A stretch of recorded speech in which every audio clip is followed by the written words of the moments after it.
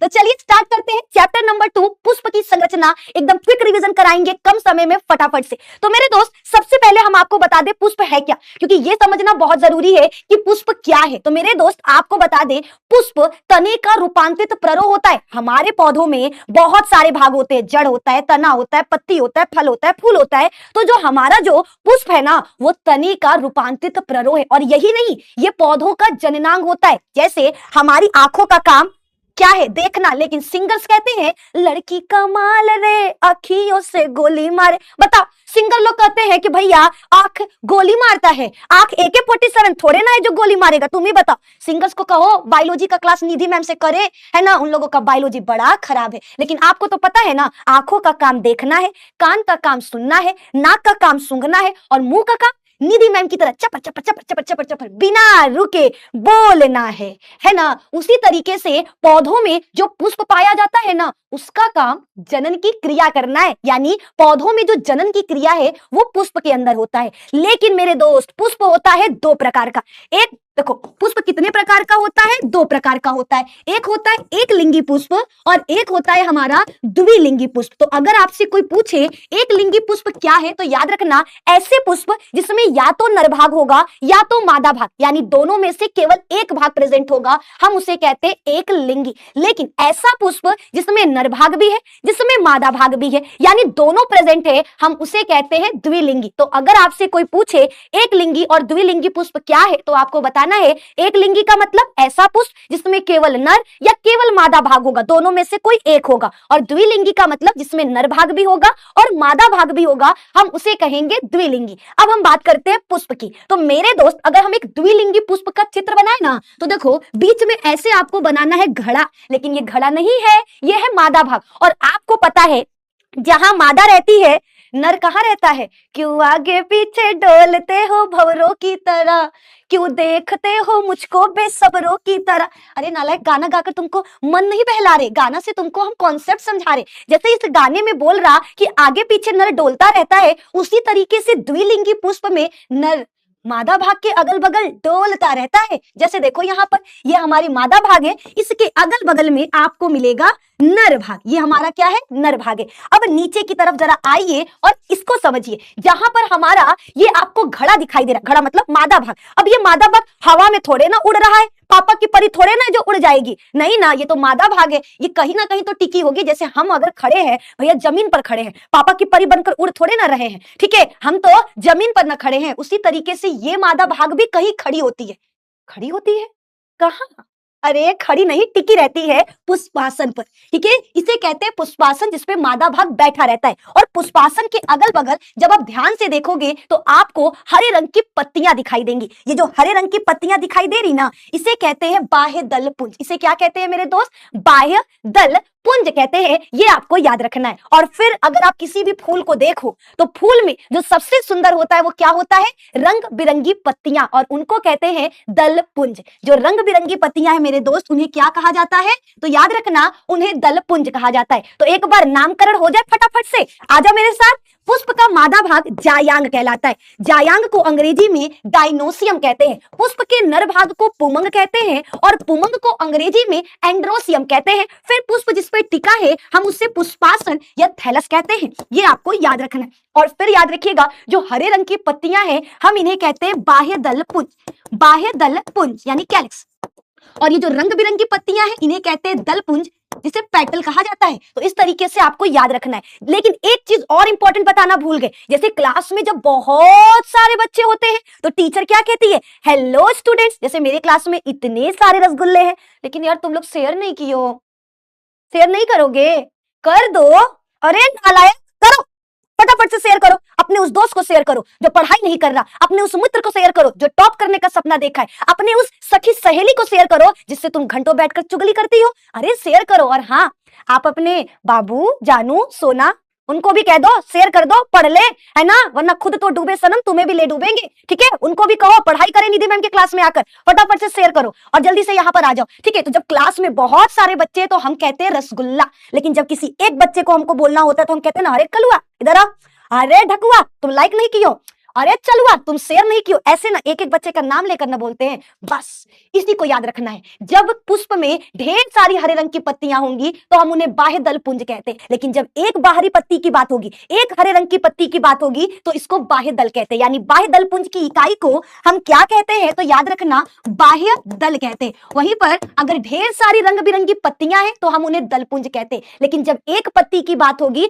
तो हम उसे दल कहते हैं, ये आपको याद रखना है। पुष्प के नरभाग को पुमंग कहते हैं, लेकिन जब पुमंग ढेर सारा होगा तो पुमंग कहलाएगा जब एक की बात होगी। यानी पुमंग की इकाई को पुंकेसर कहते हैं, स्टेमन कहते हैं। उसी तरीके से जायांग की इकाई को हम स्त्री केसर कहते हैं। क्या कहते हैं, स्त्री केसर कहते हैं। तो इससे हमको क्या पता चला मेरे दोस्त, जरा ध्यान से देखो, ठीक है। एक पुष्प तने का रूपांतरित प्ररोह होता है, पौधों का जननांग होता है और पौधे का सबसे आकर्षित भाग होता है। पुष्प को दो अंगों में बांटा जा सकता है, पहला होता है सहायक अंग और दूसरा होता है हमारा आवश्यक अंग। दूसरा क्या है, आवश्यक अंग। इन दोनों को आपको याद रखना है। चलो समझाते हैं।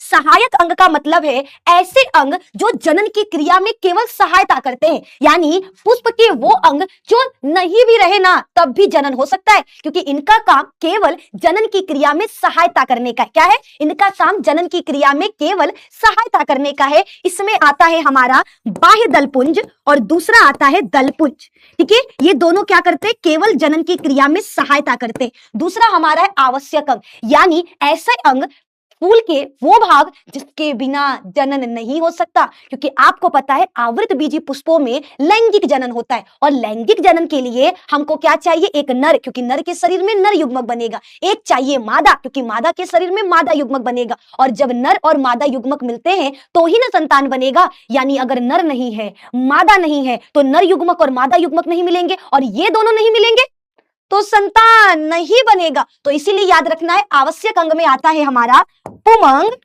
और दूसरा जायांग। ये हमारी क्या है, पुष्प के अंग हो गए, फिर ये भाग हो गए। इसके बाद याद रखना बाह्य दलपुंज की इकाई को क्या कहा जाता है, बाह्य दल कहा जाता है। दलपुंज की इकाई को क्या कहते हैं, दल कहते हैं। पुमंग की इकाई को क्या कहते हैं, पुंकेसर कहते हैं। और अगर जायांग बोला जाए तो जायांग की इकाई को क्या कहते हैं मेरे दोस्त, याद रखना जायांग की इकाई को हम स्त्री केसर कहते हैं। और सिर्फ इतना ही नहीं, जैसे हमने आपको शायरी सिखाया था, डब्बा में डब्बा डब्बा में के तुम लोगों की निधि में लाखों में एक, सॉरी गलती से मिस्टेक, डब्बा में डब्बा डब्बा में के निधि मैम के रसगुल्ले लाखों में एक। देखो कितने सारे प्यारे प्यारे रसगुल्ले लाइक कर दिए हैं, शेयर भी कर दिए हैं। Thank you so much. अपना सपोर्ट ऐसे ही बनाए रखो और आगे की तरफ पढ़ते रहो। देखो यहाँ पर जैसे हमने कहा डब्बा में डब्बा, उसी तरीके से जब एक पुष्प को देखा जाता है ना तो सबसे बाहर मिलेगा बाह्य दलपुंज। इसको कहते हैं प्रथम चक्र, ये पहला चक्र है। दलपुंज हमारा दूसरा चक्र है, फिर पुमंग हमारा तीसरा चक्र है और सबसे लास्ट में आपको कौन मिलेगा, जायांग। इसे अंतिम चक्र या चौथा चक्र कहते हैं। ये आपको याद रखना है, ठीक है।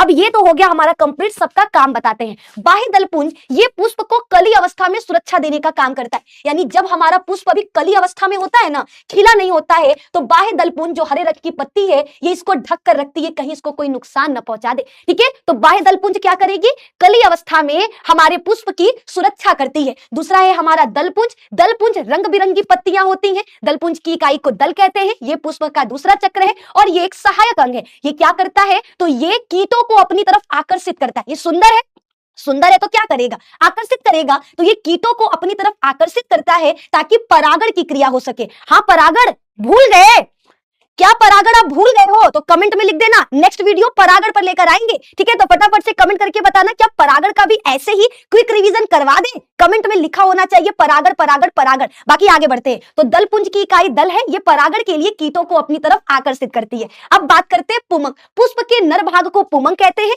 पुमंग की इकाई को पुंकेसर कहते हैं। ये पुष्प का आवश्यक अंग है और ये तीसरा चक्र है। और याद रखना पुंकेसर कुछ इस प्रकार का दिखाई देता है। इसमें ऊपर का फूला हुआ भाग परागकोश कहलाता है और नीचे के डंठल को वृंत कहते हैं। और परागकोश और वृंत को आपस में जोड़ने वाला ये योजी कहलाता है। परागकोश के अंदर हमारे परागकण भरे होते। परागकोश को जब हम बीच से काटते हैं ना तो काटने पर पता चलता है कि ये दो पालियों में बटा हुआ है, यानी द्विपालित है। इतना ही नहीं, ये चार कोनों वाला है, यानी चतुष्कोणीय है। और सिर्फ इतना ही नहीं, ये भी पता चलता है इसके चारों कोनों पर छोटी छोटी थैलियां हैं जिन्हें लघु बीजाणु धानी कहते हैं, जिन्हें लघु लघु बीजाणु धानी कहते हैं और इस लघु बीजाणु धानी के अंदर लघु बीजाणु भरे होते हैं। ये सबको याद रखना है, ठीक है, ये सभी को याद रखना है। जब हम पराग कोश का अनुप्रस्थ काट करेंगे तो कुछ इस प्रकार का संरचना हमको देखने को मिलेगा। ये 2 पाली में बटा होगा, 4 कोनों वाला होगा, चारों कोनों पर छोटी छोटी थैलियां होंगी। इन थैलियों को लघु बीजाणु धानी कहते हैं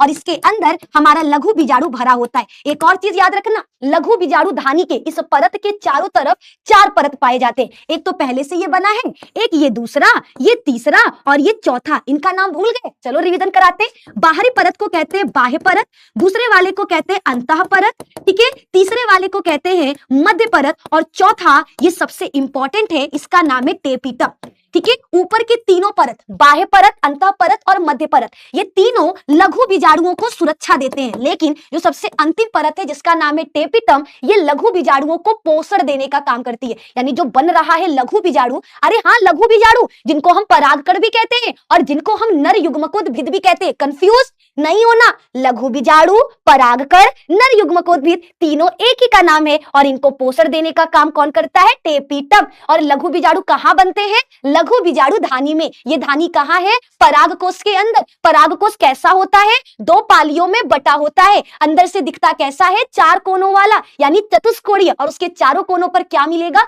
छोटी छोटी थैलियां। उन थैलियों को क्या कहते हैं? क्या कहते हैं? लघु बीजाणु धानी। और उस धानी के अंदर क्या मिलेगा? लघु बीजाणु। तो भूलना नहीं, याद रखना। अब आते हैं मादा भाग यानी जायांग पर। पुष्प के मादा भाग को जायांग कहते हैं और जायांग की इकाई को स्त्री केसर कहते हैं। स्त्री केसर में ऊपर का जो छतरी नुमा भाग दिखाई दे रहा, हम इसे कहते हैं वर्तिकाग्र। और फिर नीचे का जो आपको खोखला नली दिखाई दे रहा, इसे कहते हैं वर्तिका। और सबसे नीचे का जो फूला हुआ भाग दिखाई दे रहा, जो आपको फूला हुआ भाग दिखाई दे रहा ना, इसे कहते हैं अंडाशय। ये हमारा स्त्री केसर का भाग है। वर्तिकाग्र को अंग्रेजी में स्टिग्मा कहते हैं, वर्तिका को अंग्रेजी में स्टाइल कहते हैं, अंडाशय को ओवरी कहते हैं। और अंडाशय के अंदर पाया जाता है बीजांड। बीजांड की संरचना नेक्स्ट क्लास में पढ़ा देंगे, ठीक है।